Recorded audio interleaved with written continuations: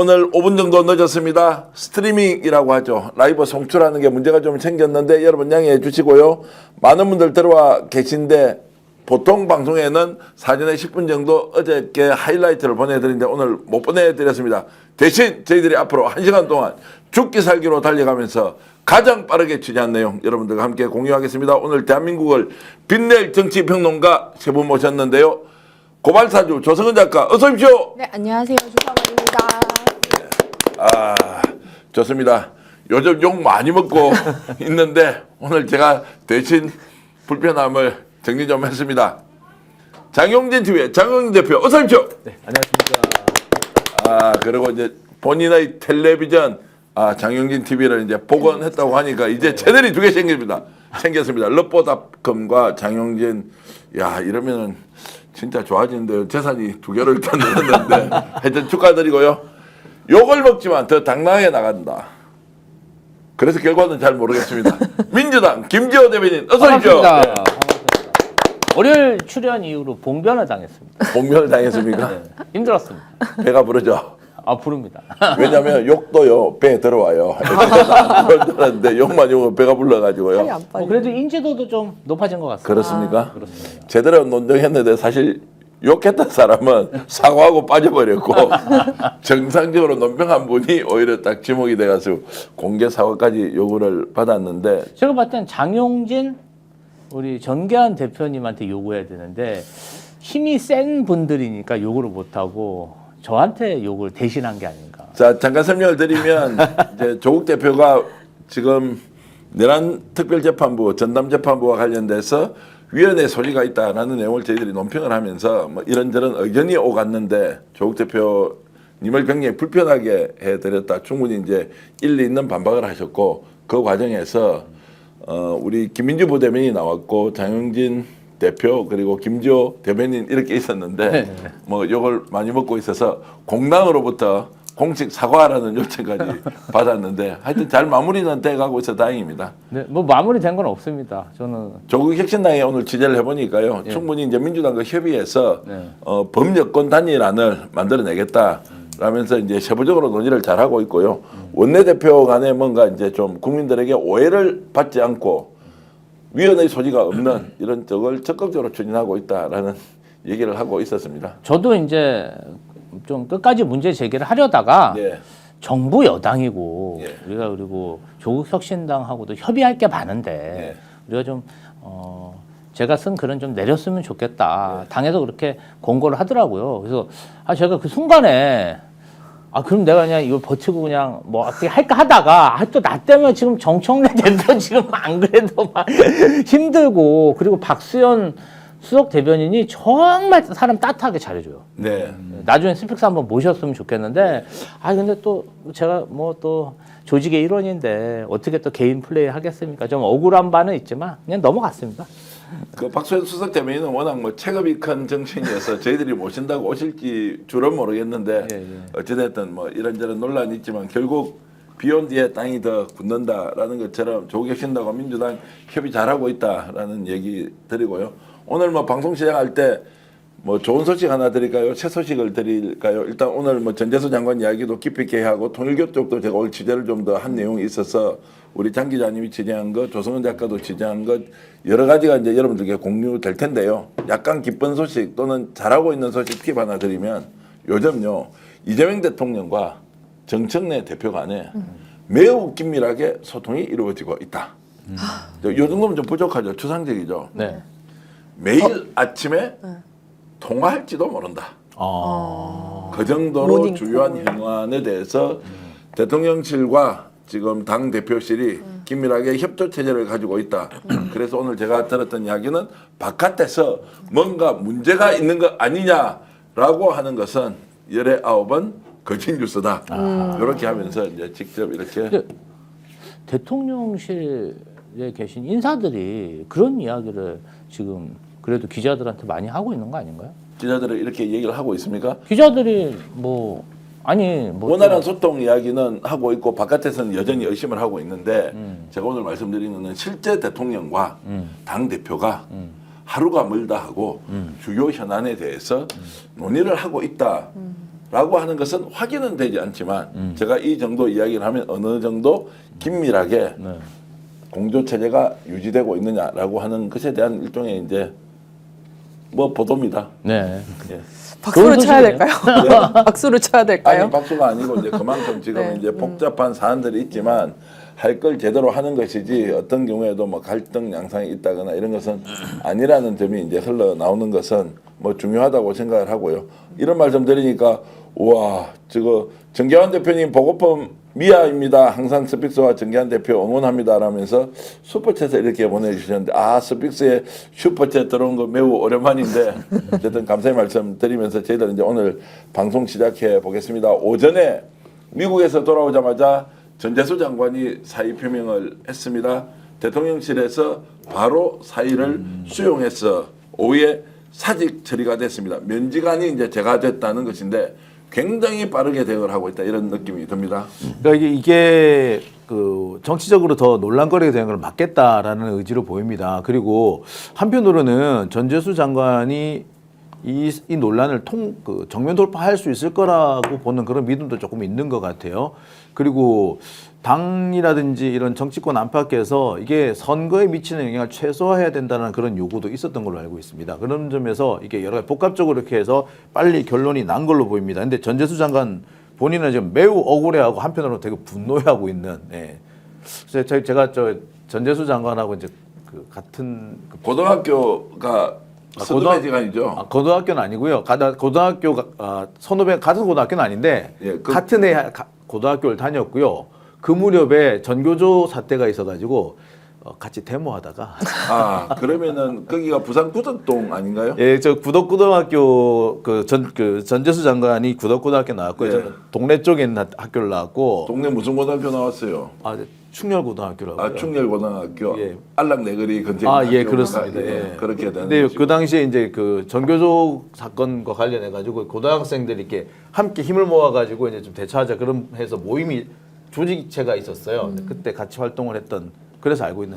자 내각으로서는 천낭맘이다. 그리고 이제 사건에 연루가 되었다. 돈을 받았다는 의혹이 제기됐다. 수사기관에서 적극적으로 수사 착수를 했다라고 하는 것 때문에 조금 전에 장영진 기자가 얘기했듯이 본인은 정면 돌파하겠다, 정부에 부담을 주지 않겠다라고 하지만 또 다른 한편으로는 이게 뭔가 확실한 것이 없는 상태에서 장관이 낙마할 수 있느냐, 갑자기 그만두느냐라고 하는 부분에 대해서는 또 이런저런 이야기가 계속 오가고 있는 것 같습니다. 일단은 전재수 전 장관님 자체가 부산광역단체장 후보군이기 때문에 이번 참에 좀 빨리 나와가지고 선거운동을 좀 하자.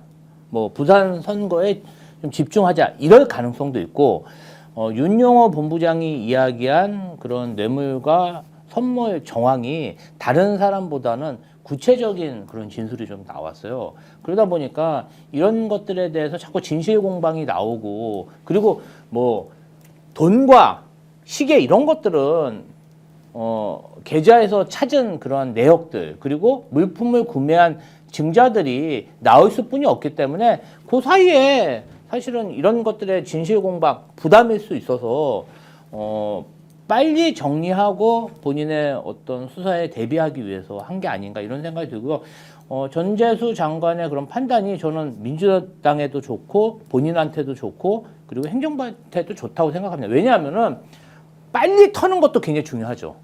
그래서 그리고 부산시장 선거를 빨리 준비하는 것도 좋고 만약에 그게 아니라면은 어쨌든 당하고 정부의 부담을 덜어주는 그런 행보기 때문에 적재적소에 잘 행동했다고. 자 오늘 이제 빠르게 조치한 것은 다행이다라고 이제 하는 거고 그 결과는 당사자는 부인을 하지만 실제로 그 사실이 있었다 없다는 것에 대해서는 좀 유보적인 태도를 취할 수밖에 없는 그거는 거죠. 수사가 돼봐야죠. 예, 그런 본인은 것이고. 굉장히 그 부분 관련해서 억울해하고 있잖아요. 그런데 저희가 어떤 증자도 없이 예단하면 안 되겠죠. 그리고 이런 사항은 2, 3주만 지나도 어느 정도 윤곽이 나온다고 생각합니다.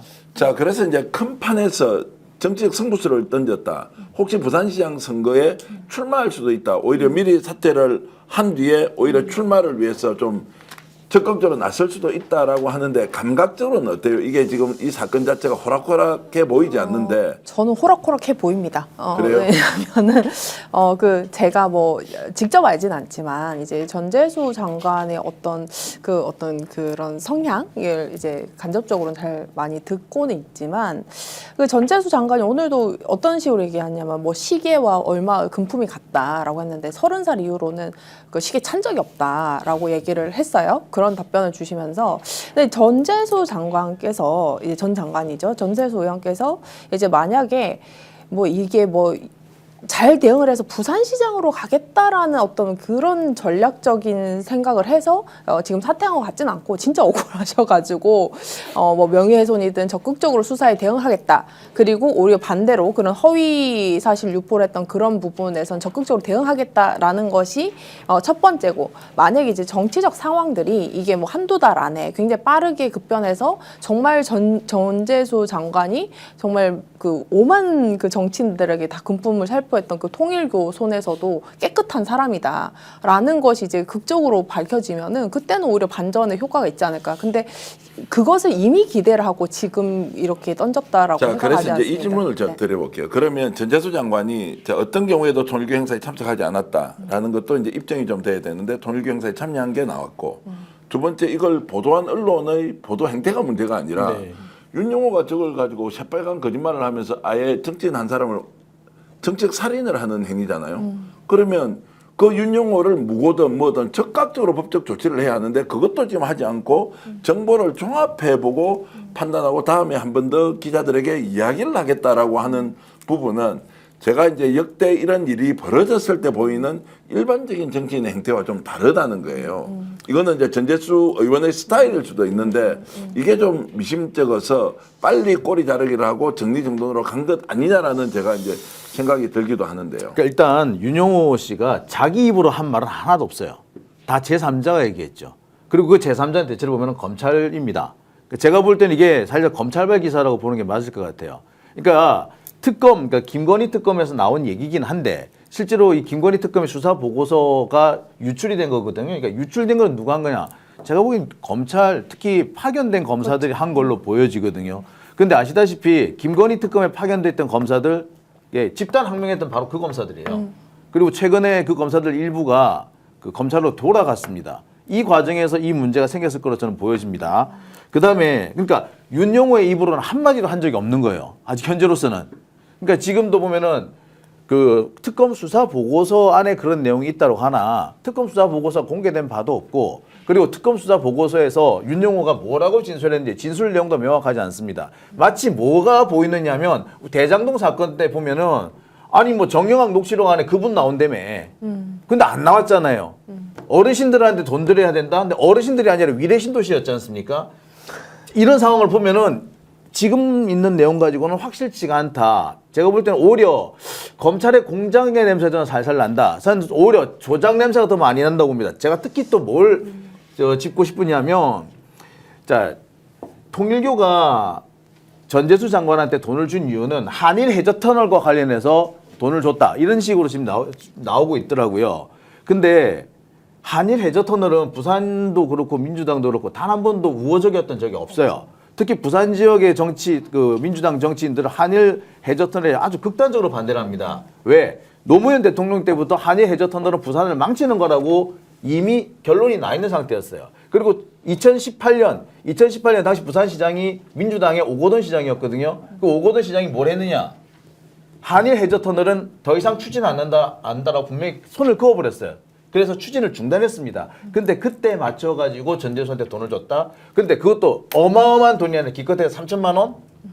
이거는 앞뒤가 안 맞아도 너무 안 맞아요. 저는 오히려 만약에 3천만 원이 갈 수는 있었다고 봅니다. 근데 이 돈은 만약에 갔다 하더라도 정치 자금으로 봐야 될 거고 그건 불법 정치 자금으로 해야 되는데 불법 정치 자금으로 할 경우 이미 공소시효가 지난 거죠. 그러니까 이거를 불법 정치 자금이 아니라 뇌물로 튀긴 게 아닌가. 지금 이거 역시 검찰이 과거 우리 그 정진상 실장이나 김용 부원장한테 썼던 방식과 똑같은 방식입니다. 자, 제가 이제 이 논의를 하다 보니까 하나는 진실의 가능성에 대한 거, 하나는 허위 조작에 대한 거를 가지고 이제 이야기를 나누는데 댓글로 글을 주시는 분들은 저에 대해서 굉장히 욕을 지금 많이 하시는 분들이 있습니다. 야, 정계환 이상하네. 정의롭고 행복하게님. 잘 제가 말씀 새기겠습니다. 정계환 씨 당신의 보도 행태도 뭔가 이상해. 꼭 전재수 아웃시키려 발작을 한다니까 이렇게 고래등새우님 이렇게 이제 주셨는데 저는 이제 취재한 내용을 일단 여러분들께 공유를 한 것이고 제가 팩트를 정확하게 안다는 것이 아니라 이런저런 흐름에서 모든 것을 다 걸고 가버리는 순간 나중에 탈출을 못할 수도 있기 때문에 기본적으로 이제 균형감을 좀 가지고 가보자는 이런 생각이 들어서 조금 불리해 보이지만 전재수 장관에게 질문을 던지고 거기에 대한 답을 찾아야 결과가 나왔을 때 우리가 이제 수긍할 수 있는 거 아닌가 이런 생각이 들고요. 네, 그리고 이제 아까 우리 그 앵커께서 말씀하셨던 일반적이지 않은 대응이다. 즉시 이제 무고를 하거나 뭐 고발 고소 조치를 하거나 이러지 않고 있다라고 얘기를 하는데 사실 지금 뭐 어떤 보도나 흘러나오는 형태는 질질 흘리기거든요. 그러니까 정확하게 뭐가 있고 어떤 허위 사실도 사실상 정확하게 규정이 되지 않고 누가 그 범죄를 명확하게 했는지 대상도 보이지 않고 언론과 뭐 수사기관과 여러 풍문과 이렇게 뒤섞여서 있기 때문에 오히려 잘못 대응했다가는 한꺼번에 오히려 역풍을 받을 수 있다. 그래서 저도 이제 이런 굉장히 막 사회적인 어떤 시끄러운 사건에 한 중간에 있어봤지 않습니까? 그때도 오만 뭐 허위 사실 뭐 이런 거 다 냈어요. 그래서 제가 할 테면 다 해봐라 하고 이제 마지막에 싹 다 정리하는 게 가장 깔끔하게 대응하는 방식이기도 하다. 그래서 그런 판단을 하시는 거 아닌가 싶습니다. 자, 부산 지역 분위기는 좀 달라지고 있는 것 같은데요. 전재수 장관 억울하니까 어쨌든 빨리 진실을 밝히고 본인이 부산시장 출마하면 좋겠다라는 분위기는 안 가는 것 같은데 일단 전재수 의원이 오늘 사의 표명을 하면서 했던 발언 직접 먼저 한번 들어보시겠습니다. 윤영호 씨로부터 제기된 저와 관련된 불법적인 금품 수수 이야기가 있는데 이 의혹이 전혀 사실 무근이라는 말씀을 다시 한번 분명히 드리도록 하겠습니다. 이 사실이 얼마나 허위 사실이고 얼마나 황당한 이야기였는지를 확실하게 밝히는 데 있어서 해양수산부 장관의 직을 내려놓고 당당하게 응하는 것이 공직자로서의 처신이 아닌가 그렇게 생각을 합니다.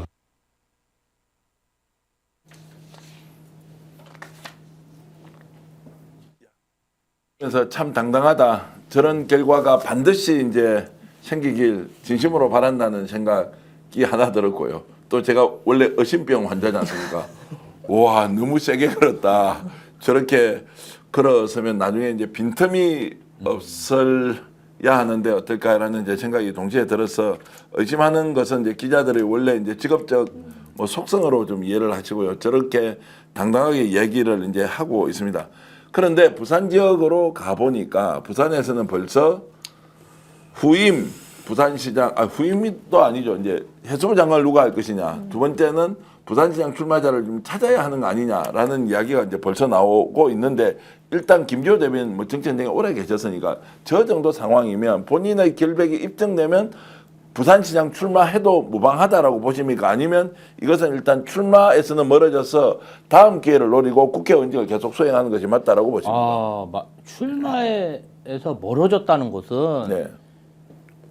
국수본에서 검찰로 사건을 넘길 때 무혐의나 기소유예가 아니고 기소 의견으로 넘겼을 때입니다. 예. 그때는 사실은 장기간의 재판을 앞둔 그런 송사에 휘말린 거기 때문에 자신의 무죄를 재판정에서 가려야 되잖아요. 그게 아니고 국수본에서 뭐 무혐의나 기소유예 쪽으로 간다면 저는 이 부분 관련해서는 반드시 부산시장에 나가서 네. 투표의 심판을 받아서 뭔가 행정가로서 부산시장 역할을 해야 된다고 생각하고요. 어떻게 보면은 정말 정치 공작 아니겠습니까? 이런 것들이 통일교에서 이재명 정부의 위해를 가하려고 공작을 한 거기 때문에 선거로 심판받아서 살아오셔야 된다. 이렇게 생각합니다. 예, 어쨌든 이제 출마 기회를 반드시 줘야 한다는 것이고요.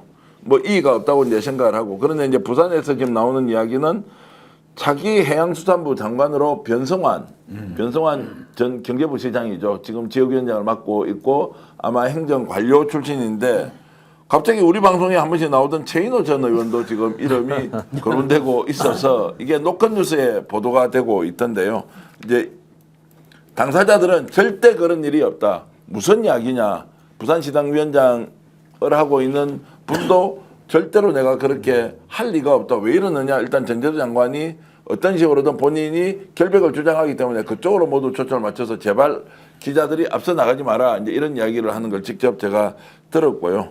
그런데 이제 민주당 내부에서도 이 사안이 어떻게 불똥이 튈까 걱정도 사실 많이 하는 분위기거든요. 오늘 이제 전체적으로 세 분은 완벽하게 결백하다라는 전자에 봐야 하지 통일교 말만 믿어서는 안 된다는 쪽이 이제 의견인 것 같습니다만 민주당 내부에서는 좀 전전긍긍하는 분위기가 실제로 읽히고 있습니다. 그러니까 이게 아무리 결백하다고 하더라도 이게 조국 대표 같은 경우 보세요. 사실 뭐 결국에는 뭐 집안 전체가 풍비박산 나버리지 않았습니까? 그러니까 아무 문제가 없어도 풍비박산 날 수도 있기 때문에 그에 대한 대비를 안 할 수가 없다는 게 한 가지가 있을 수 있고요. 그다음에 지역이 부산이지 않습니까? 지역이 부산이기 때문에 여기 흐름이 어떻게 될지 솔직히 알 수가 없어요. 그리고 원래 항상 불리하다가 이재명 정부가 들어서면서 약간 유리해진 상황이기 때문에 이런 악재가 터지면 솔직히 좀 전망하기가 어렵죠. 그다음에 두 번째는 이게 이제 이재명 정부 들어서 6개월 만에 첫 번째 사건이기 때문에 이것을 국힘당 측에서 어떻게 악용하느냐에 따라서 상당히 다른 결과가 나올 수도 있다. 그러니까 결백 안 결백의 문제가 아니라 이것을 가지고 어떻게 악용을 당할 것이냐, 당하느냐 이 부분이 더 중요하다고 보고 지금 민주당에서 그것 때문에 좀 고심을 하고 있는 걸로 보입니다. 제가 봤을 때는요, 이 사안은 이제 빠르게 판단할 필요가 없을 것 같습니다. 2월까지는 그냥 지켜보면 될 것 같고요. 그러니까 뭐 여러 가지 대비는 할 겁니다. 그리고 말씀하셨듯이 이제 부산 같은 경우에는 사실 그 뭐 영호남 중에 이제 어떻게 보면 조금 가능성이 있는 이 광역 단체장이어서 약간 욕심은 반드시 이제 부산시장까지 갖고 오면 대승리겠다 이런 이제 민주당의 판단이 있는 것 같은데요. 그런 부분들이 이제 너무 드러나면 안 된다. 지금 이런 사태에서는 이제 선거를 어떤 이유 삼아서 움직이는 그 순간에 선거에서 박살이 난다. 그래서 저는 이제 원칙대로 이 사안은 이제 후보가 지금 누가 정해지는 시기가 아니기 때문에 제가 봤을 때는 이제 어쨌든 뭐 2월까지는 안 가지 않겠습니까? 2월까지 안 가지 않겠습니까? 이번 달 말까지 지금 공소시효가 끝나기 때문에 어떤 식으로든 매우 신속하게 이제 지금 수사를 하겠다는 맞습니다. 것이고 지금 국가수사본부의 특별수사팀입니까? 이렇게 이제 구성이 됐지 않습니까? 저희들이 단독 보도라고 할지 모르겠는데 일단 수사팀장이 한 점 의혹도 없이 제대로 수사해서 12월 중에는 뭔가 확인을 할 수 있도록 해내겠다라고 이렇게 이제 전언을 해왔습니다. 아니 그러니까 윤용호 본부장 얘기대로라면 네. 돈을 수천만 원 건네고 그리고 시계를 줬다. 그럼 시계를 어디선가는 샀을 거잖아요. 네. 그 내역이 나와야 되고 돈을 줄 때도 인출 과정이 있기 때문에 그런 근거들이 나와야 돼. 그리고 뇌물을 주고 그런 귀금속을 나눠 가질 그런 사이라면 사실은 어떤 본인이 긴박했을 때 연락도 자주 했고 만남도 자주 했고 그런 어떤 신뢰 관계를 형성하지 않았겠습니까? 그럼 확실한 증거물을 내놔야죠. 지금 말로만 저렇게 해서는 배달 사고인지 사실 무근인지 공작인지 잘 모를 수가 있습니다. 전재수 장관님도 바로 대응을 못한 게 사실은 공무를 하고 계시고 또 해외로 출장 갔다 왔잖아요. 그렇기 때문에 지금 바로 대처를 못 하시는 것 같은데 좀 시간이 지나면 뭐 2, 3주 내에 시비가 분명히 밝혀지지 않을까 그런 생각이 듭니다. 자, 23명으로 구성이 되어 있는 특별전담 수사팀을 꾸렸고요. 박창환 총경이 중수과장입니다. 지금 정년을 1년 앞두고 있습니다. 윤영호가 수감되어 있는 서울구치소로 찾아가서 1차 조사를 오늘 마쳤습니다. 그러면 본인이 진술했던 내용이 수사보고서에 다 담겨 있으니까 그것이 사실이냐 아니냐라고 하는 것을 소환조사가 아니라 일단 방문조사를 통해서 먼저 전체적인 상황을 이제 특정을 했고 두 번째는 국수본에서 23명의 전담 수사팀이 누구누구를 불러서 할 건지 이미 리스트업이 된 것 같습니다. 그중에 국수본에서 기소 의견으로 보낸 사람은 5명이다. 그럼 기소 의견으로 보낸 사람에 대해서는 수사를 본격화하지 않겠습니까? 그러면 내일 모레 되면은 뭔가 좀 구체적으로 더 상황이 진척될 것이다 라는 것이고요. 오늘 아마 박정환 총경이 가서 가장 중요하게 봤던 것은 윤영호가 그 진술을 계속 유지하고 있는가 없는가에 대한 것이 가장 중요했을 텐데 아마 오늘은 아니지만 내일 정도에는 이 내용과 관련돼서 국수본에서 브리핑을 할 것이다. 이런 말씀을 드리겠습니다. 그리고 윤영호 실시간 조사를 했는데 금품 지술에 대해서는 재확인했다. 이렇게 지금 소식이 나오거든요. 금품 진술, 금품을 제공했다라는 것이 이제 됐다고 하면 엊그저께 지난 금요일 그리고 어저께 최종 결심과 구형 그리고 본인의 제후 진술에서 실명을 거론하기로 했다고 했는데 들어가 버렸지 않습니까? 그런데 오늘 이제 금품 진술을 재확인했다라는 까지 나오는 걸로 봐서는 이게 이제 쉽게 이 사람이 진술을 번복하거나 뭐 이렇게 할 가능성이 없어 보여서 좀 더 긴장이 되는 상황이라고 볼 수 있겠습니다. 그래서 뭐 지금으로서 뭐라고 판단하기는 어려울 예. 것 같습니다. 일단 보고 뭔가 구체적으로 말 나온 게 없어요. 이게 보면은 이제 좀 두루뭉술하게 대충 위로 짐작할 수밖에 없는 그런 내용들이라 좀 신중하게 좀 지켜봐야 될 것 같다는 생각이 듭니다. 알겠습니다. 제가 계속 유도를 하니까 절대로 제 생각이 좀 빨려 제가 이 부분을 조금 알겠습니다. 강조를 하고 싶은 게 네. 지금 이제 통일교 이제 사실은 근래는 거의 뭐 신천지급으로 이제 인식을 되고 있지만은 어쨌든 지난 과정에서 뭐 일본이라든지 미국이라든지 여러 해외에 나가 있는 많은 이제 과정에서는 그 뭐 한반도 이제 뭐 평화 통일 뭐 이런 과정에서 행사에서는 많은 역할을 실제적으로 했던 것으로 알고 있습니다. 그래서 뭐 이 사람들이 왜 국정원장을 만났나 아니면 여러 왜 장관급 의원들을 만났나 하면은 어떤 뭐 행사나 이런 것들로 이제 접촉한 일은 있어요. 그러니까 이것을 전부 이제 부정적으로 볼 건지 이 기회를 삼아서 아니면은 명백하게 이제 뭐 김건희나 윤석열 때 했던 그 짓을 한학자와 했던 짓을 똑같이 했다 뭐 이런 취지인 건지는 좀 분리해서 봐야 되지 않는가 그런 생각을 합니다. 자, 이제 이 대목도 좀 살펴보겠습니다. 윤영호가 법정에서 최후 진술을 하면서 이런 이야기를 했는데요. 본인은 인생 전체를 자신의 교단을 위해서 헌신한 것밖에 없는데 어느 순간에 모든 것을 부정하고 한학자 총재가 자신을 범죄자로 몰면서 쫓아냈다. 그래서 이번 수사 과정에서 모든 것이 엇보이고 본인이 감당해야 할 책임이라고 생각해서 일관되게 특검과 재판에서 임한 것은 바로 투쟁이었다 이런 이야기를 했습니다. 이 투쟁이란 말은 뭐냐면 투쟁이라는 단어를 보통 종교인들이 쓰지 않는 단어인데 한학자 총재와 전면전을 하겠다라고 지금 선언을 한 것이다. 그래서 윤영호가 감당이 불감당인 상태인데 거대한 비리의 고리들이 윤영호에 의해서 드러날 가능성도 있다. 다른 한편으로는 한학자는 윤영호가 엄청난 돈을 해먹었다라고 해서 또 횡령으로 고소고발한 사건이 있는데 이것이 이제 국수본으로 갔을 때 어떻게 이제 확대될지.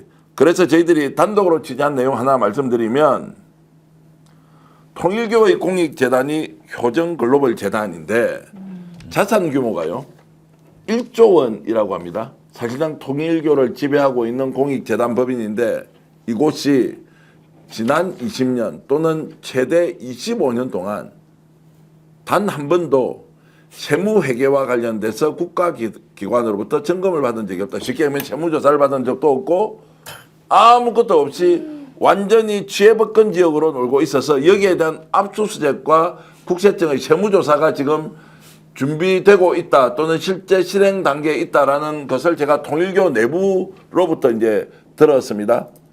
자, 그 이야기는 이제 본격적인 수사가 진행되면 어떤 일이 벌어졌는지 참고로 말씀드리면 2012년 이후에 해마다 일본 통일교로부터 효정글로벌 재단으로 들어오는 소위 말하는 헌금이 2천억 이상이에요. 네.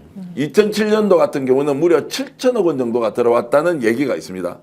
저기에는 항상 현금이 4천억 원 정도가 현금 잔고로 잔액으로 대기업도 그걸 생각하기 어려운 돈이지 않습니까? 그런 정도가 잠겨 있었는데 한 번도 그 돈이 어떻게 쓰이는지 국가가 세무당국이 쳐다보지 않았다라는 것이 이제 오늘 저희들이 취재를 해봤을 때 저 문제에 대해서 정확하게 저 재단에서 어떤 일을 벌였는지 불법 행위가 있었는지 없었는지 회계장부하고 다 봐야 한다라는 이야기를 이제 처음으로 말씀을 드리는 겁니다. 이 효정 글로벌 재단 여기 이제 재미있는 얘기가 이제 법정에서 조금 나온 모양이에요. 이렇게 보면은 아까 4천억 정도가 현금으로 있다는 거지 않습니까? 네. 그러니까 창고 같은데 그러니까 커다란 금고가 있는데 거기서 돈을 뺏은다는 거예요. 그때. 그리고 돈이 이제 썼으면 빠질 거 아닙니까? 그러면은 없어지면은 어디선가 또 돈이 들어와서 4천억을 채워 넣는데요. 그 정도로 항상 이렇게 잘 관리가 되어 왔답니다. 그런데 바로 이 효정 글로벌 재단에 나오는 돈을 가지고 여기저기 돈을 쓰고 다니는 사람이 누구냐? 윤영호 씨인 거죠. 그렇습니다. 그래서 이 윤영호 씨가 돈을 어디다 썼는지, 실제 이 사람이 썼는지 아니면 배달 사고를 냈는지도 사실 여기 이거 상당히 중요한 부분이 될 것 같고요. 근데 여기서 또 짚고 넘어가야 될 부분이 어제 이제 윤영호 씨가 이제 구형이 나왔지 않습니까? 징역 4년이 나왔어요. 그런데 이게 이 사람이 저지른 짓에 비하면 4년이 상당히 적게 나온 겁니다. 더군다나 구형에 비해서 선고는 더 적게 된다고 보면은 이 사람 이거 집행유예 나오겠는데? 라는 얘기도 나올 수가 있어요. 네, 근데 여기에 더 재밌는 거는 특검하고 검찰이 윤영호에 대해서 구형을 하면서 한마디를 덧붙입니다. 윤영호가 수사에 대단히 협조를 많이 했으니까 최대한 선처를 해달라라는 취지의 말을 재판부에 합니다. 플리바게닝을 했다는 얘기인 거죠. 그러니까 여기서 플리바게닝이 뭐냐? 지금으로 보면은 바로 이 효정 글로벌 재단이 돈을 그동안 어디다 썼느냐라는 거라고밖에 볼 수가 없는 거죠. 자, 그래서 제가 이제 조금 정리를 해서 말씀을 드리면 언급했던 4천억 원은 제가 취재 과정에서 그 정도의 현금이 이제 효정 글로벌 재단이라고 하는 곳에서 보관이 아니고 이제 은행에 이제 예금으로 들어 있다는 것이고, 실제로 한학자 총재가 쓰고 있던 그 이제 소위 말하는 집무실 들어보셨죠? 그런 곳에는 현금 보관 금고가 있는데 300억 원 정도가 현금으로 늘 있었다. 이게 이제 재판 과정에서 좀 이야기가 흘러나옵니다. 그러면 이제 300억 원을 가지고 일부를 정치권에 주고 뭐 지금 권성동한테도 갖다 줬다는 거, 그리고 쇼핑백 2개 뭐 이런저런 이야기가 많이 있는데, 어쨌든 중요한 것은 치외법건지 여부로 아예 거기에는 손을 댄 적이 없다고 하면 이들이 어디에 어떻게 로비를 해서 대한민국의 가톨릭, 그 다음에 개신교, 심지어 불교까지 다 세금과 관련된 걸 조사를 하고요. 더 놀라운 것은 김 대변인님 경영학 전공하셨죠. 네. 2020년부터는 자산이 100억 원 이상인 모든 영리 비영리법인 포함해서 반드시 외부 감사를 받게 돼 있어요. 네. 맞아요. 그것도 저 기관은 빠져 있다라는 이야기를 오늘 제보를 받았기 때문에 세무당국이든 이런 데서 지금 아니면 공공 뭐 수사기관이든 이거 반드시 확인해 봐야 된다. 효정 글로벌 재단은 자산 규모가 1조가 넘는데 현금이 엄청나게 들어왔다 나갔다 하는데 아예 프리패스했다. 그리고 윤영호가 이제 저는 걸려들었다고 생각하는데요. 본인이 1년 동안 쓸 수 있는 예산이 1,000억 원에서 2,000억 원 정도였다. 이거 누구한테 어떻게 했느냐? 이거 따져봐야 될 거 아닙니까? 그래서 윤영호가 실제로 이 문제에 대해서는 판을 상당히 키워서 이제 시시비비에 대해서는 한학자 윤영호의 전쟁도 있지만 저희들처럼 진실을 밝히겠다는 유튜브 언론과 윤영호의 전쟁도 동시에 진행되면서 저 효정 글로벌 재단이 갖고 있는 불법이 혹시 있다면 이것은 반드시 규명을 해야 한다, 이런 생각이 좀 듭니다. 사실은 비리가 이번 건으로 끝나는 게 아니라 이 사람들이 로비를 할 때 통일교라는 핸디캡을 지우기 위해서 정치권뿐 아니라 유명인들, 셀럽들, 뭐 덕망 있는 그런 사람들한테도 굉장히 접근해서 본인들의 공신력을 키우려는 그런 노력을 했을 것이다. 거기에는 언론인도 있을 수 있고 뭐 연예인도 있을 수 있기 때문에 한번 이 부분은 조사를 해야 되지 않을까 그런 생각이 듭니다. 저기 세무조사 얘기를 하셨는데요. 세무조사 빠지는 법이 있다고 그러더라고요. 이게 언론사들 상당수가 세무조사를 안 받고 있습니다. 여러 가지 방법으로 빠져나가는 방법이 있더라고요. 첫째가 근데 제일 대표적으로 드러나는 게 뭐냐? 성실 납세자로 표창을 받으면 빠져나갑니다. 그러니까 정기적으로 표창을 받는 거죠. 그러면은 20년이든 30년이든 안 받는 겁니다. 제가 아는 모 언론사 제가 기억하기로는 10년째 지금 안 받고 있거든요. 그게 뭐냐? 예, 성실 납세자로 포상을 받았기 때문에 그렇다는 겁니다. 그러니까 이런 방법들을 가지고 사실 빠져나가는 법들이 있고, 지금 여기에 효정 글로벌 재단이 이 세무조사를 한 번도 안 받았는데 이게 정치권과의 결탁이 의혹이 있지 않느냐.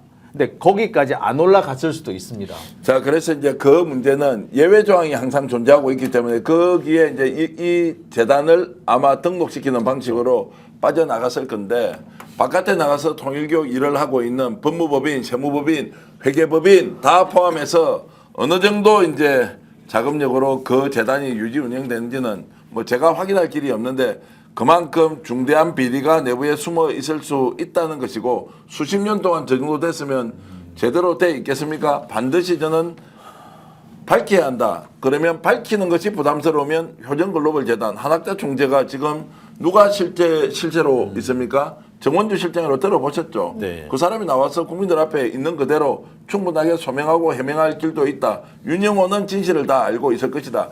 서로 배신을 했니 말았니 라고 싸우기 전에 그 재단이 갖고 있는 수천억 원의 정말로 수 1조 원의 그 재단의 회계와 관련된 부분은 좀 여러분들이 밝혀달라고 호소를 해야 될 것 같습니다. 다른 말씀 있습니까? 바로 다음 주제로 좀 넘어가겠습니다.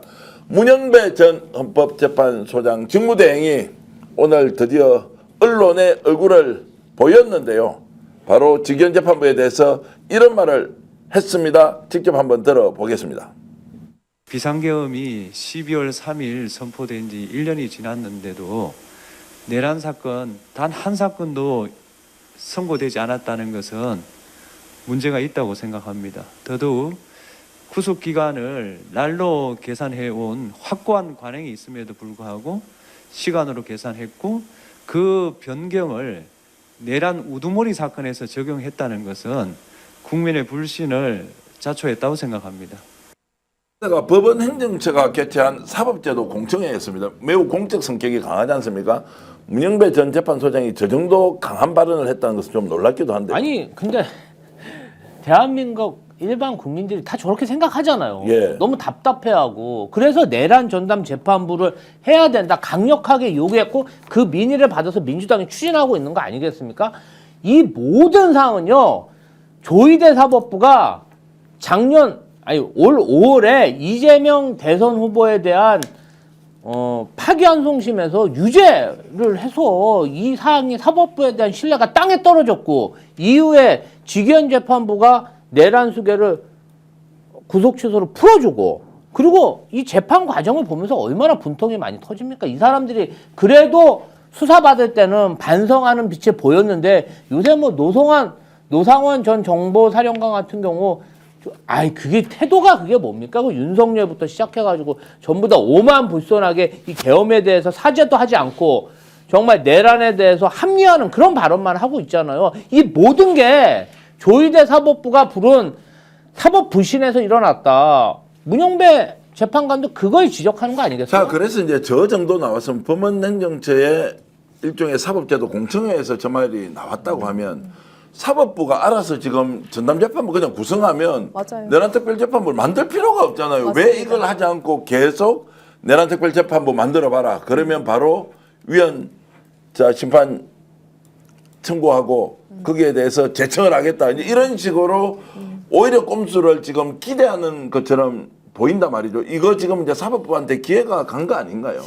저는 이제 본진 가서 턴다라는 표현이 있지 않습니까? 이제 오늘 그 법원 행정처에서 이제 개최했던 사법제도 공청회에서 사실 헌법재판 소장의 대행이셨잖아요. 이제 그분이 직접 가서 이런 발언했다는 것은 굉장히 중요한 지점 같습니다. 왜 그러냐면 사실 지금까지 뭐 헌법과 법률에 따라서 이제 그 사법부는 이제 재판을 하는 것이고요. 그리고 결과적으로는 법률이 위헌인지 여부는 그 권한을 해석하는 그 권한과 결정하는 권한은 헌법재판소에 있습니다. 근데 사실 지금까지는 계속 시비거리처럼 됐고 위헌 제청할 거야. 위헌 요소가 있어. 정확하게 뭐가 위헌인지 사법부 독립이라는 모호한 단어만 앞세워가지고 이제 굉장히 이제 사법 불신과 또 입법 불신과 많은 것들이 이제 혼재가 되어 있었는데요. 근데 이제 문영배 전 그 헌재 소장께서 바로 직전에 이 오늘 발언 이전에는 사실 그 입법부에 대해서도 어느 정도 좀 비판적인 의견을 견지를 하셨는데 사실 그 본진에 가셔서는 이제 가장 중요한 핵심적인 부분을 이야기를 하셨던 것 같습니다. 내란 재판을 빨리 했었으면 그리고 정확하게 했었으면 그리고 국민들이 생각하는 상식에 부합하는 재판이 이루어졌으면 그 절차가 정당했었으면 이런 입법 얘기 자체가 나지 않았겠느냐라는 얘기를 하셨기 때문에 이게 이제 그 일반적인 뭐 변호사라든지 일반적인 뭐 전직 법관의 얘기가 아니라 바로 직전에 내란 수계를 내란으로 이제 탄핵을 이제 인용을 했던 헌법재판소 대행께서 이제 이런 이야기를 했다는 것은 만약에 이후에 혹시 뭐 입법이 되고 그리고 결과적으로 의원 제청이 되더라도 헌법재판소에는 의미 있는 의견을 내신 것 같다라는 판단입니다. 자, 그래서 이제 직위원이 지금 어떻게 할까, 조희대 대법원장이 어떻게 할까라고 하는 것을 좀 일단 쪽집게처럼 한번 짚어주시죠. 일단 저는 저기 이 문영배 그 헌재소장 대행께서 좋은 말씀하셨어요. 솔직히 속이 시원한 얘기 들었습니다. 판사죠. 이분도 사실은 판사 출신의 그 이제 고위직 판사한테서 이런 말이 나왔다는 것 자체가 상당히 고무적이라고 생각됩니다. 하지만 그건 거기까지입니다. 실질적인 영향력은 없을 겁니다. 안 좋게 아주 안 좋게 평가를 하자면 오늘 문영배 재판관의 이 발언은 그냥 조희대의 장식품이었어요. 그래요? 예, 조희대는 지금 그 주변에서 그 어떤 얘기를 하더라도 지금 자기 하고 싶은 대로 할 겁니다. 자기가 하고 싶은 대로 할 거고, 소위 말하는 이제 그 권한쟁의 심판을 그 내란 전단 재판부에 대한 권한쟁의 심판을 내는 건 이미 정해져 있고 그 과정을 빌드업해 나가는 절차만 밟고 있는 겁니다. 그러니까 여기에서 이 문영배 재판관의 이 발언은 뭐가 되느냐? 아유, 우리 사법부도 반성한다, 자성한다라는 식의 일종의 쇼만 한 겁니다. 우리는 자성하고 우리는 반성하고 있는데 입법부, 민주당이 굳이 내란 전단 재판부를 강행하니 어쩔 수 없이 우리는 위원 제청을 한다라는 식의 이런 모양새를 만드는데 소재로 쓰일 뿐이죠. 직위원이든 조희대든 바꿀 생각이 없습니다. 이미 그리고 너무 많이 와버렸습니다. 지금 원래 12월 달까지 원래 늦게 끝난다 그랬더니 12월까지는 끝낸다면서요. 근데 지금 이미 12월이었고 1년 왔습니다. 근데 1월 달에 끝난다거든요. 근데 지금 분위기 보면 1월 달에도 안 끝날 것 같아요. 이렇게 되면은 뭐 자, 대타협의 기운 또는 막 이거 좀 정리하자. 이게 막 법을 만드는 것보다는 자체적으로 뭔가 전남재판부 만들면서 직위원은 그냥 기피 신청해버리고 또 조희대는 전남재판부를 어떤 식으로든 대법원 주도로 만들고 할 가능성은 아예 없습니까? 이 건은 결론적으로 보면 조희대 대법원장이 잦은 사퇴를 해야 이 사법 부신과 이 혼란상을 수습할 수 있지. 지금 누구도 법원 행정처를 못 믿고 대법원을 못 믿는 거잖아요. 국민적 그런 신뢰를 잃어버린 대한민국 민주주의 최후의 보루가 조희대 사법부입니다. 아니, 조희대 대법원장이 있는 한 대한민국 국민이 사법부가 정한 그러한 판결들에 대해서 의구심을 안 가질 수가 있겠습니까? 본인 스스로가 보여줬잖아요. 유력한 대권 후보, 지금 대통령인 사람을 출마도 못하게 할 그런 흉계를 꾸민 거 아닙니까? 근데 그 상황이 지금 계속 진행되면서 뭐 윤석열 내란숙의 피의자는 구속 취소 시켜줬죠. 그 다음에 법사위원들이 가장 얘기하는 건 뭐냐면요. 이 직위원 재판부에 김용현도 본인이 직권으로 배당했다 이거예요. 컴퓨터로 이렇게 무작위로 한 게 아니라는 거죠. 본인들도 지금 전담 재판부를 사실상 운영하고 있다. 그럼 본인들이 위헌한 거 아닙니까? 자, 그러면 지금 이 문제는 조희대가 물러서지 않을 것 같습니다. 그렇죠? 그러면 결국 위헌과 관련된 논란이 일부 남아있음에도 불구하고 오늘 정청래 민주당 대표가 내란재판부 설치법은 위헌 요소 삭제하고 이달 중에 처리한다라는 것이 이제 구체적인 플랜으로 좀 나왔습니다. 그렇게 갈 수밖에 없는 거네요. 네, 맞습니다. 그리고 이제 제가 좀 그 오늘 이제 뭐 조국 전 대표, 지금 대표 되셨죠? 네, 죄송합니다. 그 조국 대표와 여러 이제 위헌 논란을 이제 추미애 법사위원장께서 위헌 10이다라고 말씀을 하셨는데 이런 걸 생각하셔야 될 것 같습니다. 이 법을 결국 이제 어떤 식으로 어떻게 완벽하게 보완하더라도 그 내란범들은요, 윤석열과 김용현 등 내란범들은 그 위헌 법률이라고 위헌 심판 법률 제청을 할 겁니다. 그리고 법원장 회의와 어제 뭐 법관 대표자 회의 등에서 했으면은 그냥 법원 자체 조금이라도 건드는 법을 만들면 무조건 위헌 소지가 있다라고 해서 그냥 위헌 제청을 받겠다라는 취지로 계속 그 이제 의견을 이미 표현을 했어요. 그렇기 때문에 이것은 사실 어떤 뭐 왈가왈가할 부분들이 아니라 이 부분들은 내란 전담 재판부를 만들어야 한다는 것이 사실 지난 9월부터 지금까지 국민들의 이제 64%, 65% 이상의 여론이었습니다. 그러니까 국민들의 중지가 이미 모아진 법이고 이 부분에서 어떤 부분들이 이제 뭐 위헌 요지가 있는지 전 뭐가 위헌인지 모르겠습니다만 이제 그런 부분이 있다고 하면 결국은 돌아가서 이제 헌법재판소가 결국 그 권한을 갖는 거예요. 저는 이것이 어차피 저는 2달 이상의 어떤 뭐 재판이 지연된다. 근데 이것은 반드시 거쳐야 될 수밖에 없는 상황이라면 이것을 거쳐서라도 반드시 실행되는 정의가 있다면 이건 반드시 해야 된다. 내란 전담 재판부는 반드시 통과시켜야 되고 그리고 이제 군사 재판과 지금 많은 이제 그 여러 이제 내란범들이 흩어져 있는 이런 재판들을 한꺼번에 모으고 병합해가지고 정당하고 응당한 처벌을 내릴 수 있게끔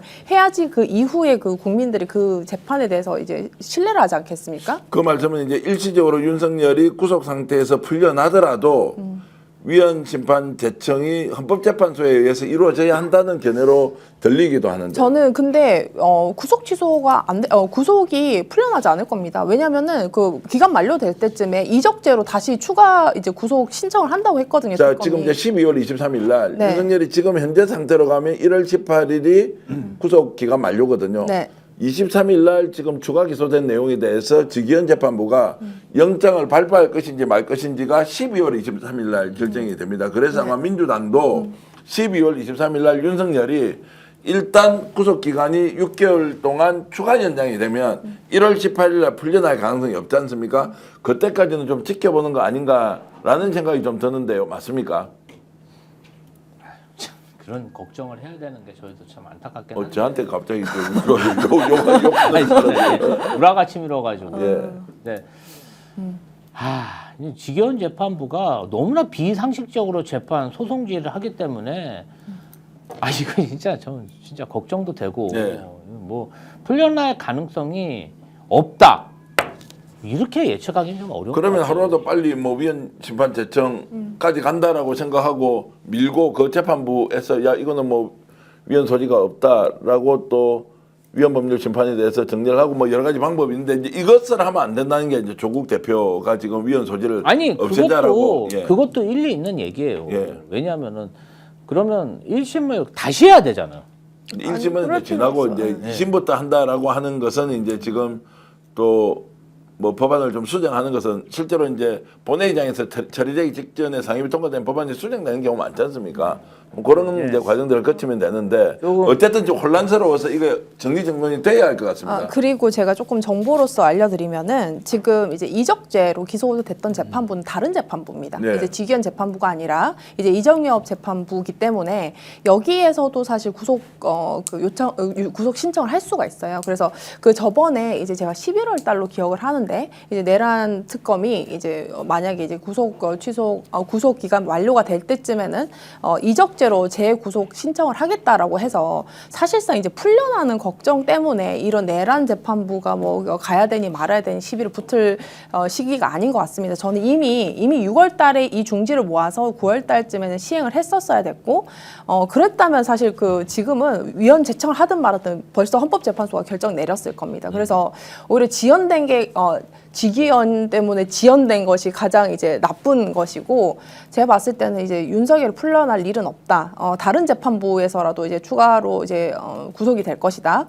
그리고 뭐 헌법재판소에서 결국 판단할 수밖에 없는 상황이 발생될 것이다라는 전제로 뚜벅뚜벅 이제 바른 길로 그냥 밀어붙여야 되는 법이라고 생각합니다. 이 내용 조금 이제 살펴보겠습니다. 이번에 이제 위헌과 관련된 논란, 제가 그냥 웃으면서 쳐다보면서 저를 좀 원망하는 듯한 이런 느낌이 있는데 위헌 논란과 관련해서 조국 대표가 강하게 얘기했습니다. 상임위가 이미 통과됐던 내용을 왜 갑자기 위헌에 대해서 그 쌀을 잘못 씻으면 돌이 남아 있고 그 돌 짚으면 이빨 다 깨진다 뭐 이렇게 얘기를 했습니다. 네. 지금 저도 제가 이렇게 아니 뭐 이렇게 이제 유하게 말씀하세요 왜?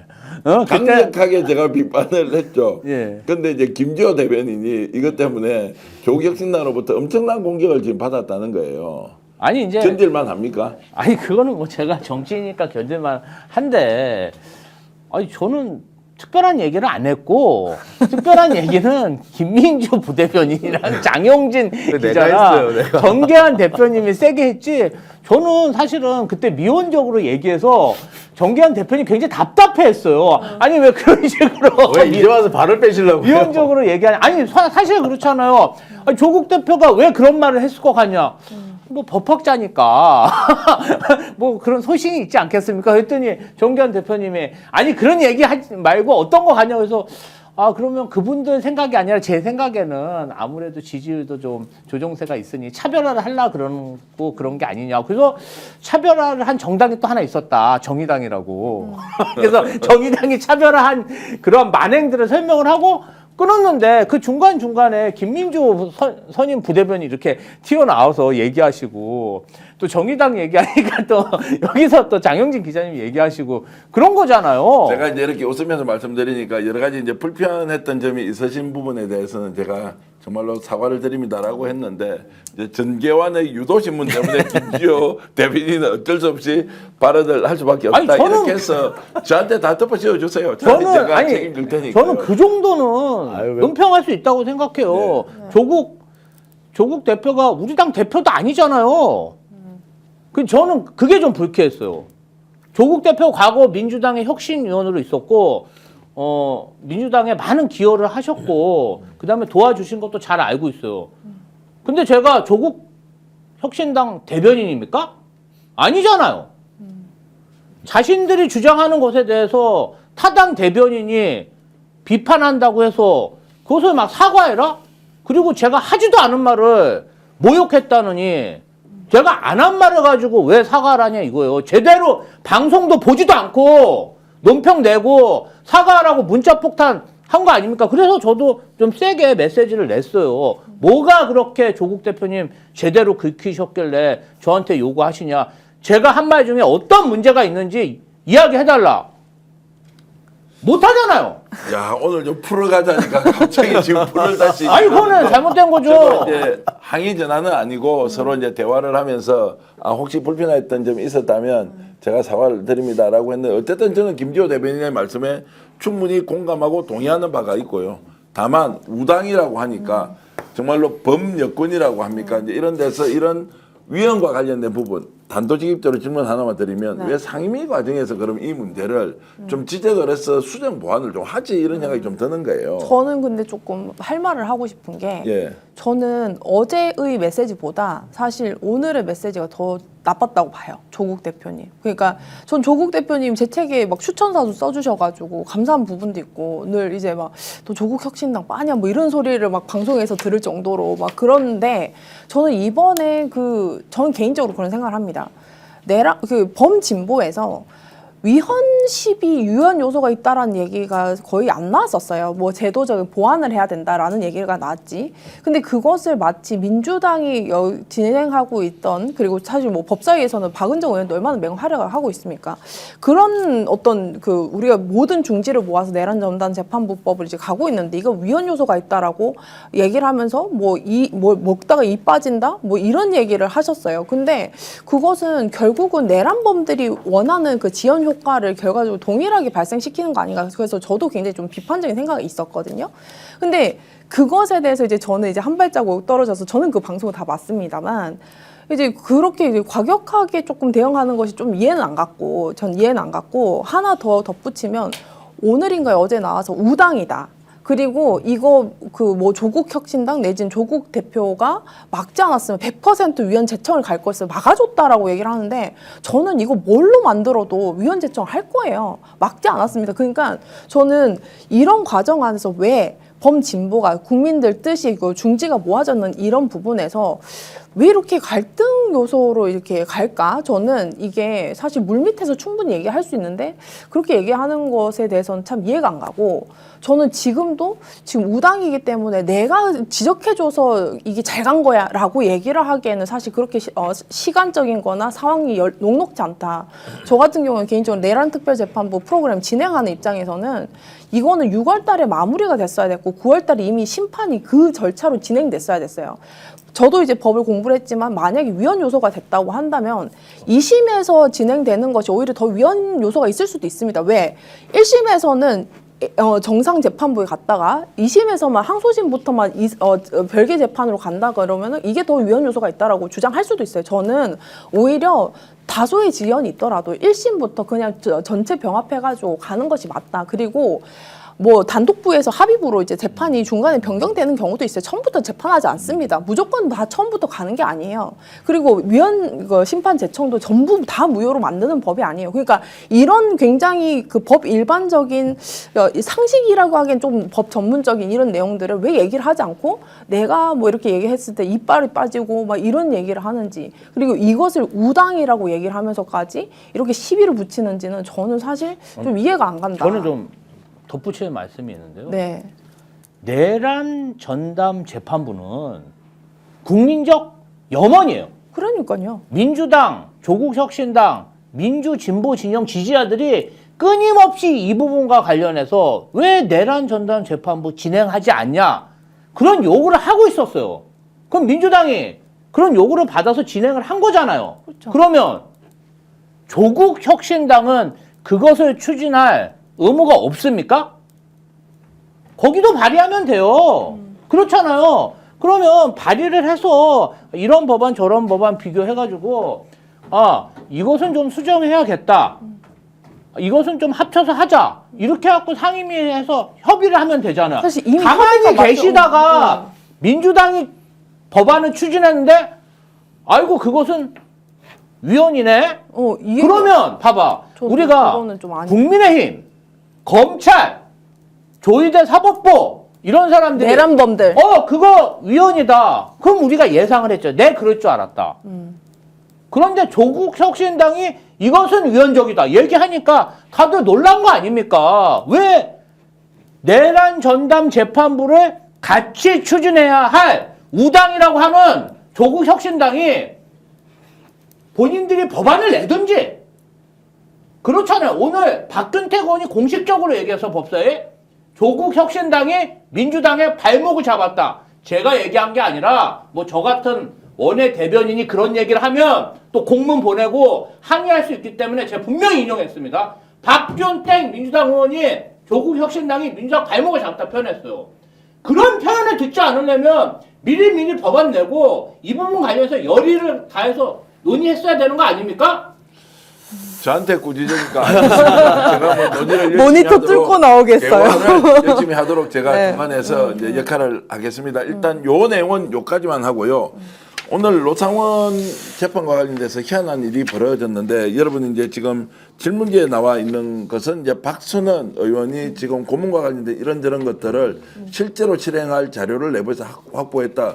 엄청 충격적인 사실입니다. 일단 이거 먼저 좀 이야기하고, 재판정에서 오늘 어떤 일이 있었는지 말씀드리면 굉장히 충격을 받으실 텐데 그건 좀 이따가 제가 덧붙이겠습니다. 일단 박선원 의원의 자료 공개 폭로는 진실에 근거하고 있다라고 보시는 거죠? 저도 이제 보면서 되게 놀랐었는데요. 이게 군 내부 문건을 공개, 이게 사실 보니까 그 형식이 군 보고전 형식이더라고요. 네. 그러니까 이건 아마 사실인 걸로 보입니다. 저게 그 군에서 쓰는 보고전 형식이 딱 저래요. 뭐 이거는 뭐 빼박인데, 전 내용을 보고 너무나도 놀랬던 게, 물고문까지는 제가 그 익히 들어본 바가 있습니다. 수면 박탈 요것도 익히 들어본 바가 있습니다. 근데 전동 드릴 러시안 룰렛 처음 들어봤어요. 기가 탁 차는데 이게 어떻게 하는 거죠, 이거는?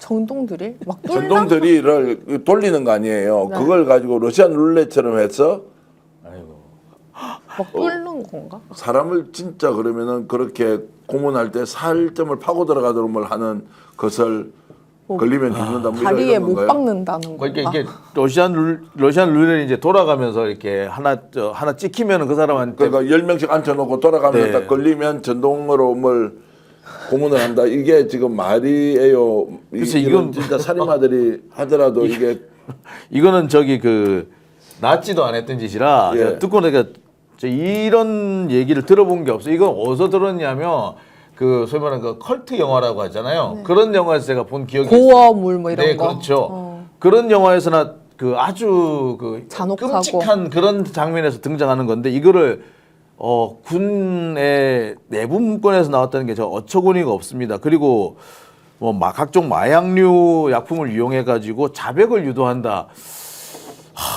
참 이게 과연 이게 사람이 할 짓인가? 자, 이게 군 내부 문서라고 하면 노상원이가 갖고 있던 게 아니고 군 내부에서 누군가의 지시에 의해서 이런 고문을 실행할 준비를 했다는 거 아니에요? 그럼요. 노상원이 그러한 이야기를 불러줬고 예. 군에 있던 어떤 상당한 지위에 있는 지휘관이 그 내용을 받아 적은 다음에 자신들의 부관들한테 이렇게 계획서를 쓰라고 지시를 한 거죠. 그러니까 이건 금방 밝혀낼 수 있다. 금방 밝혀낼 수 있다. 그러면 저 인간은 악마입니까?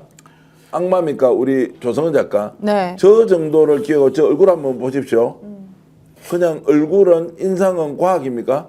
네, 인상도 과학인데 이게 저는 이 부분을 또 지적을 하지 않을 수 없습니다. 어떤 부분이냐면 지금 그 졸피뎀과 프로포폴 그리고 이제 향정신성 의약품으로 이제 그 자백을 유도한다고 했지 않습니까? 이거는 사실 뇌기능 억제를 하는 거예요. 그래서 예를 들면 있던 사실을 이제 어떤 무방비 상태로 사실을 이제 불개한다가 아니라 사실 그 이성적인 판단이나 어떤 제대로 그게 아니라 허위 자백인 거죠.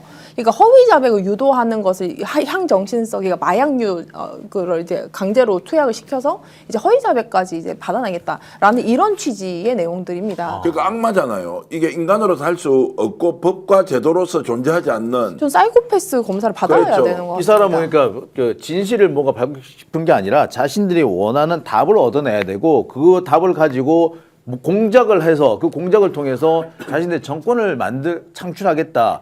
내란 정권을 만들어내겠다는 목적이었던 거죠. 그러니까 아까 말씀하셨듯이 이 약물 뭐 졸피데민이 프로포폴린이 케타민이 이거는 이 약물이 들어가면은 그 일정한 정도 수준의 약물이 되면은 이게 사람을 미치도록 만드는 거 아니 아니에요? 그 멍해집니다. 그래서 예. 그냥 한마디로 말하면 이제 수면 반사적인 반응밖에 못 해요. 예.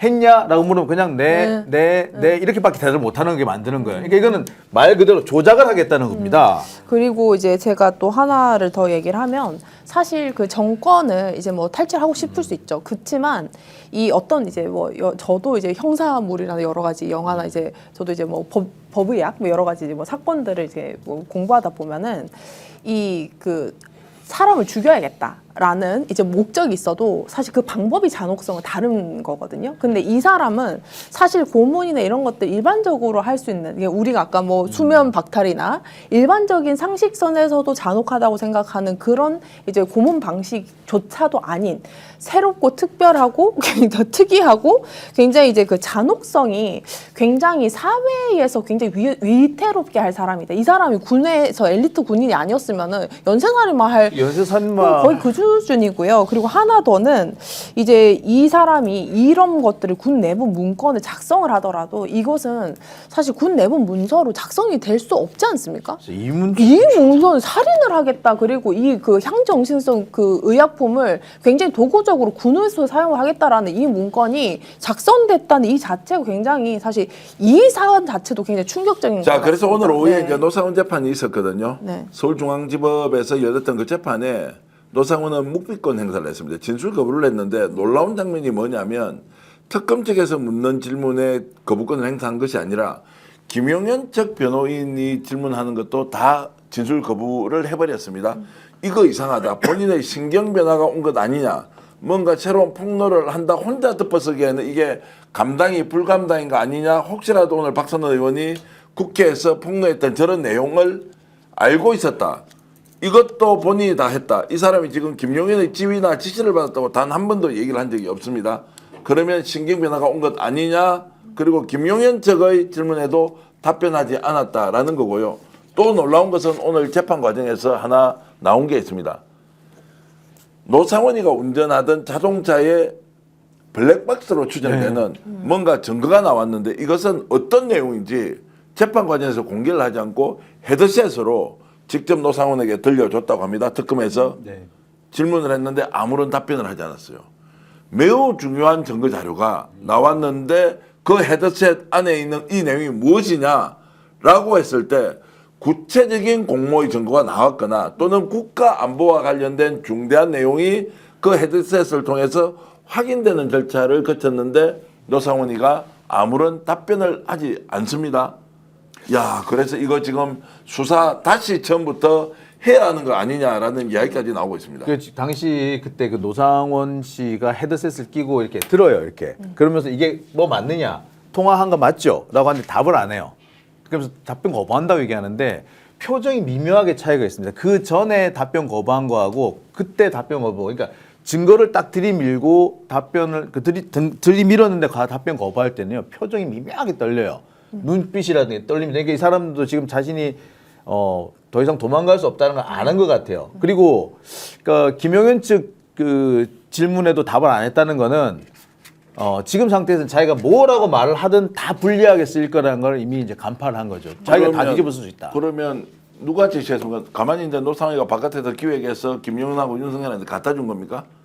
아닐 거 아니에요. 아니죠. 일단은 김용현이 노상원한테 힘을 실어줘서 문상호 정보사령관도 좀 내키진 않았지만 노상원의 지휘를 받았다는 거 아니겠습니까? 근데 뭐 단순히 말만 하는 게 아니라 인사라든지 굉장히 복합적인 요소로 노상원에게 힘을 실어줬고, 이런 사실은 군사 쿠데타나 내란이 일어나면 초기에 대량 학살. 인명살상이 있었을 뿐이 없고, 그리고 뭐 어떤 그러한 명분을 만들기 위해서 고문이라든지 여러 가지 일들이 벌어지는데, 윤석열도 그렇고 김용현도 그렇고 자신이 직접 그런 일을 하기보다는 노상원이라는 어떤 매개체를 활용해서 그러한 뭔가 망나니 짓을 시켜야겠다. 그래서 그렇게 힘을 실어준 게 아닌가 봅니다. 천인공노할 짓을 했다라는 것이 하나하나 이제 밝혀지는 장면이다. 짧게 말씀해 주시죠. 이게 뭐냐면 이게 보면 쿠데타가 정권을 탈취하는 단계가 있고요. 탈취한 정권을 안정화하는 단계가 있거든요. 이 안정화하는 단계에 시작된 게 바로 수거작전입니다. 네. 근데 지금 보면은 노상원은 이 수거작전에 집중적인 기획을 한 걸로 보여져요. 근데 지금은 정권 탈취 부분에 대해서만 수사가 됐고 수거작전 부분은 지금 거의 수사가 안 된 겁니다. 근데 진짜 천인공노할 만행은 이 수거작전 과정에서 벌어졌을 거다. 이 부분에 대한 추가 수사가 반드시 필요하다. 알겠습니다. 지금 방송 봐주시는 할미님, 그리고 i8u님, 야IM님, 은하수님, 에라이님 고맙습니다. 재정님도 감사드리고요. 드림 K2, K5P님, 테레사님 모두 감사드리는데 댓글 제가 잘 보고 있습니다. 잠시 광고 말씀드리겠는데 오늘 광고 모델은 바로 김지호 대변인입니다. 혹시 자막 좀 띄워줄 수 있으면 좋겠고요. 스픽스와 프렌치 페이퍼라고 하는 동해안에서 울진 후포인데요. 여기에서 동해안 해돋이를 볼 수 있는 2박 3일인데요. 12월 30일, 31일, 1월 1일 신년의 해돋이를 볼 수 있는, 와, 저런 곳에서 한번 화면 한번 봐주십시오. 저기에서 2박 3일 패키지를 진행하는데, 와, 4인이 2박 3일 60만 원, 그리고 6인이 70만 원, 그리고 풀빌라 원룸형은 4인이 80만 원, 풀빌라 복층형 6인이 90만 원인데요. 놀라지 마십시오. 이 가격은 1박이 아니라 2박 3일 가격인데, 저 사장님이 노빈이라는 분인데요. 스픽스를 얼마나 사랑하는지 동해안 연말 연시에는 풀빌라 같은 저런 시설을 쓸 수가 없대요. 예약이 너무 넘치고 또 가격은 부르는 게 값이래요. 그런데 스픽스 구독자 여러분들을 위해서 직접 노빈 사장의 전화번호입니다. 010-550-7219로 전화하시면 저런 동해안 풍경을 2026년 1월 1일에 함께 할 수 있는데, 이번에 오시는 분들에게 간단하긴 하지만 조식까지 제공한다. 아메리카노도 무료로 드린다. 그리고 해돋이 하는 1월 1일 날 아침에는 어묵까지 준비했습니다. 라고 하는데요. 모실 수 있는 방이 22개밖에 없답니다. 2박 3일 동안 22개밖에 없는데, 이런 제품 여러분들에게 선보이는 것은 동해안에서 일출 해돋이 보시겠다는 분들은 전화해 주시면 좋겠습니다. 010-550-7219입니다. 아마 광고는 오늘 정도 나가면 다 없어질 것 같은데 오늘 내일 정도 해볼까 합니다. 울진이 해가 제일 먼저 뜨는 곳 중에 하나예요. 포항, 호미곶 다음에 울진일 거야. 자, 그래서 그 노빈 사장이 어떤 이야기 하는지 짧게 한번 들어보실까요? 안녕하세요, 스픽스 구독자 여러분. 스픽스를 통해 프렌치 페이퍼에 오신 여러분을 정성을 다해 모시겠습니다. 감사합니다. 아주 그 숙박을 오래 하신 분인데 앞으로 이제 이런 상품 여러분들께 좀 소개 더 해드리도록 노력하겠습니다. 두 번째 광고입니다. 더 착한 보험 파트너스, 단순 보험 가입하는 곳이 아니라 최적의 보험 플랜 여러분께 제시해주고 있는데요. 1644-1236 또는 010-7612-3303 하시면 여러분들에게 현명한 보험 플랜 제시해 드리고 있습니다. 인터넷 비교원 광고도 함께 하겠습니다. 최대 108만 원 현금 사은품 지급하는 거 아시죠? 무조건 쓰고 있는 인터넷 휴대폰 정수기 있지 않습니까? 자, 의외로 매월 요금보단 크시지 않습니까? 바꾸면 혜택도 받고 현금 지원도 받는다. 최대 108만 원 혜택 준비되어 있고요. 인터넷 신규 가입 시 48만 원, 정수기 렌탈 시 최대 30만 원, 인터넷 가입과 함께 휴대폰 통신사만 변경해도 30만 원 드립니다. 스픽스 채널 보고 상담 받으시고 그리고 가입하시면 비밀 혜택 더 드리고 있으니까요. 1670-2571 통해서 여러분들 한번 상담해 보시면 고맙겠습니다. 광고 오늘 이것으로 끝입니까? 저희들 스픽스몰에 가면 여러 가지 제품들 함께 하고 있으니까요. 필요하신 분들 스픽스몰 애용 많이 해주시길 바라겠습니다. 함께 할수록 더 큰 혜택, 본인 가입 후 지인 추천 시 추천할 때마다 최대 8만 원 모바일 상품권 꼭 드린다고 인터넷 비교원에서 홍보하라고 다시 한번 더 얘기를 했습니다. 오늘 역경영사 함께 해주신 여러분께 진심으로 감사히 말씀드리고 국내 해외에서 정말 요즘처럼 어려운 시기에도 스픽스 애청해 주시는 여러분께 다시 한번 더 감사의 말씀드리고 제가 역전에 하면 용사들하고 방송 모두 끝내겠습니다. 나동현 선생님, 녹수님 해돋이 얼마인가요? 라고 했는데 아마 이제 지금 뒤에 전면 우리 풀샷을 한번 보여주시기 바랍니다. 저게 이제 나와 있으니까 방송 끝나고 나면 전화 직접 하셔서 문의하시면 좋겠고요. 여러분들과 함께 내일은 또 더 재미있는 내용으로 다시 찾아뵙겠습니다. 역전하면 용사들하고 끝내겠습니다. 역전의 용사들!